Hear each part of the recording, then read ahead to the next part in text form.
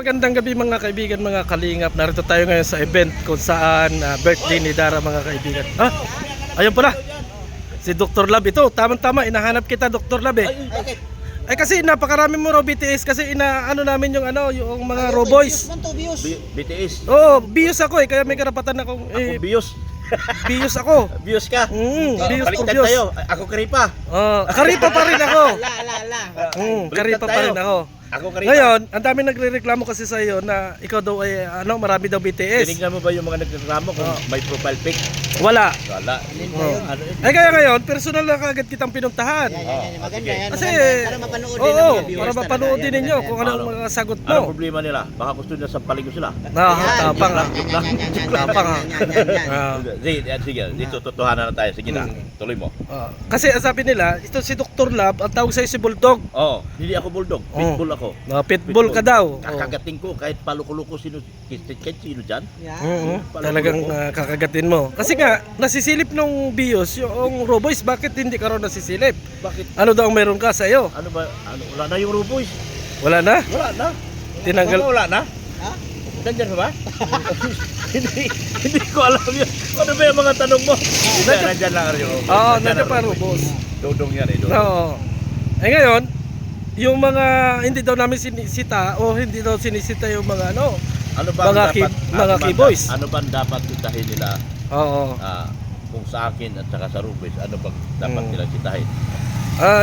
Alam mo yung mga kalimitan, yung BTS at kalimitan yung walang mga charity vlog na ginagawa, yun yung nakikita. So hindi ako nagcha-charity, sabi nila. Oo, pero nakikita ko naman nagcha-charity. Kaya nga personal kung pinuntahan ka dito kasi mula Katanawan hanggang dito natagpuan kita. Yung mula Katanawan, Oo. mula sa Narciso hanggang sa Katanawan at saka sa Mapanood ng viewers yan. sa Kalawang. Oo. Kampihan mo Jeep eh. Kasi Kung gaano ka totoo yung Oo. Sasagutin ko ngayon yan.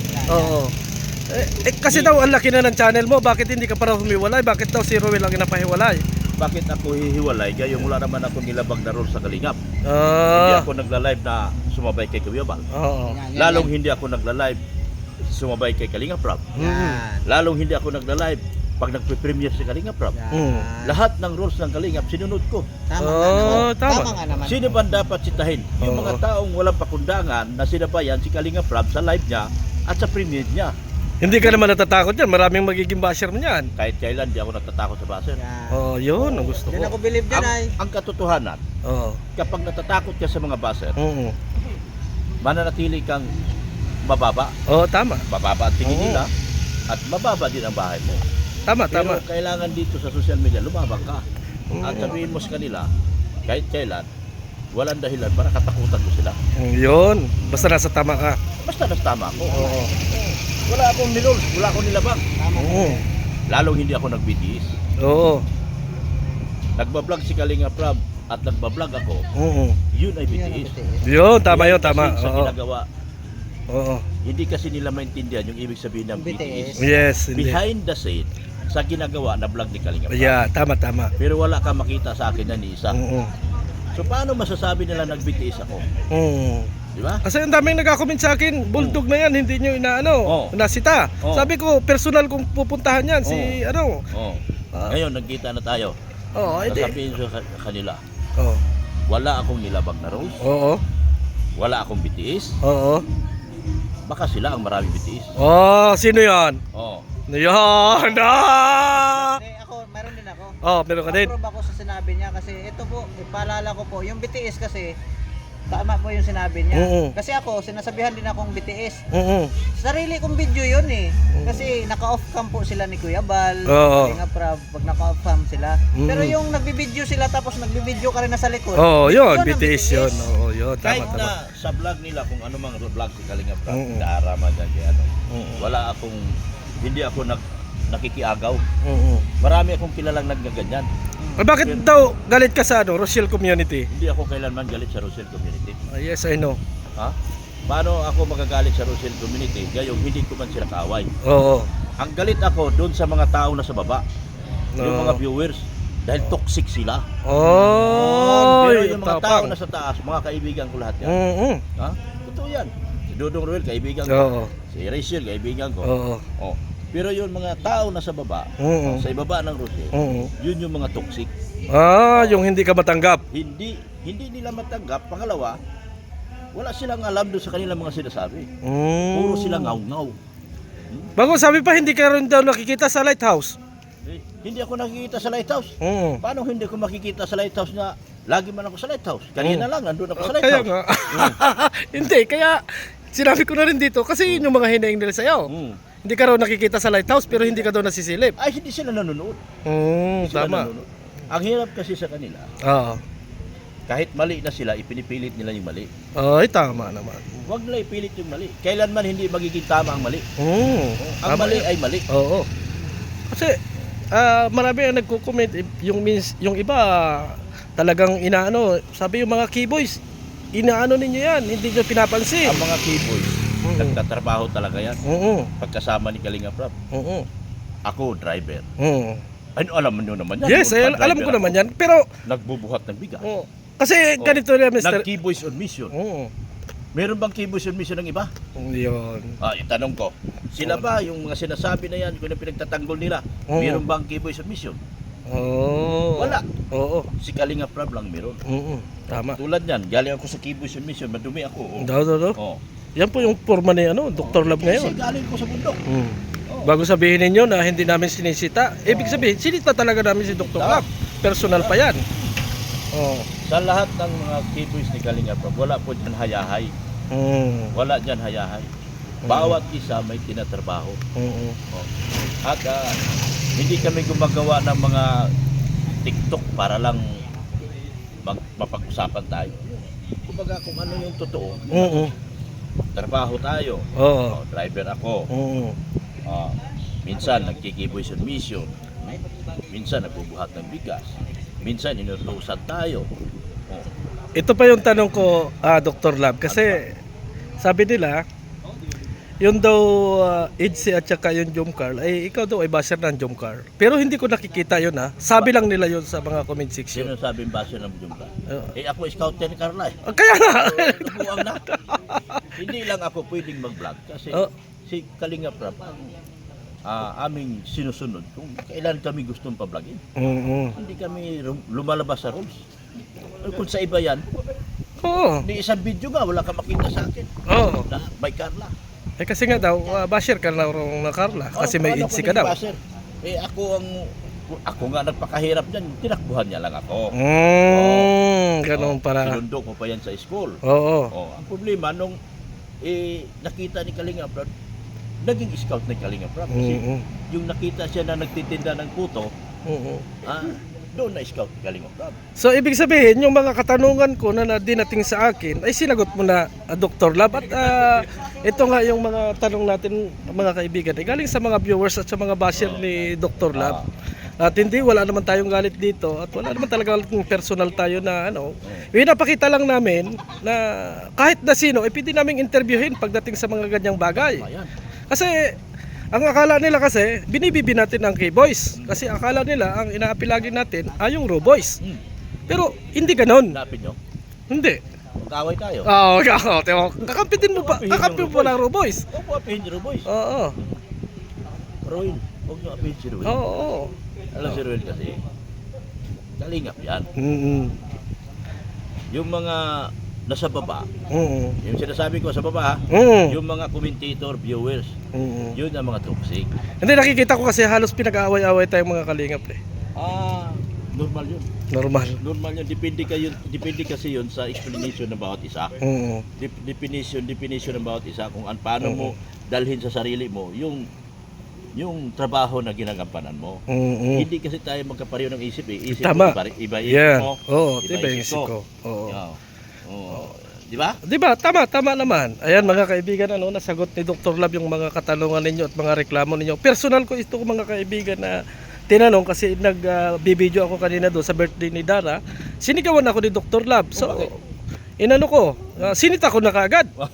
Ganun talaga. Kasi first time ko makita Di ba, JB? Pagkakataon na. Pagkakataon Ngayon, tanungin kita, birthday ni Dara. Dapat may video ako. Pero ni isa, tignan mo ang video ko, wala. Kahit Dapat tingin nga na cellphone mo? Wala. Wala, di man ako nagbibideo kasi yan ang behind the scene. Hindi ko magbibideo Oo. ng ganyan. Ako wala din ako video dyan. Oo. Oo. Oo. Oo. Puro bold eh. Oh, wag. Ako meron. Meron ka? Pang reels. Pang reels na meron. Pang reels, Pang reels. Pero next year ko pa ito upload. Next year Baka pa. makalimutan nyo na.